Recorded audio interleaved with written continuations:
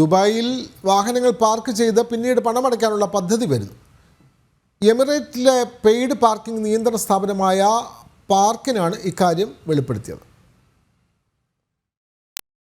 ദുബായിൽ auto pay later payment രീതി നടപ്പാക്കാനാണ് Parkin തീരുമാനിച്ചിരിക്കുന്നത്. പാർക്ക് ചെയ്ത ശേഷം പിന്നീട് സൗകര്യപ്പെടുന്ന സമയത്ത് ഫീസ് അടച്ചാൽ മതിയാകും. ഉപഭോക്താക്കൾക്കുള്ള സൗകര്യങ്ങൾ വർദ്ധിപ്പിക്കുന്ന ലക്ഷ്യത്തോടെയാണ് സേവനം ആരംഭിക്കുന്നതെന്ന് കമ്പനി സമൂഹ മാധ്യമങ്ങളിലൂടെ അറിയിച്ചു. Dubai roads and transport authority chairman Mattar Al Tayer Parkin office സന്ദർശിച്ചതിനു ശേഷമാണ് സുപ്രധാന പ്രഖ്യാപനം പാർക്കിംഗ് കമ്പനി നടത്തിയത്. ദുബായിലുടനീളമുള്ള പാർക്കിങ്ങുകളിലെ അടിസ്ഥാന സൗകര്യ വിപുലീകരണ പദ്ധതിക്ക് രൂപം നൽകിയതായി പാർക്കിൻ സിഇഒ മുഹമ്മദ് അബ്ദുള്ള അൽ അലി അറിയിച്ചു.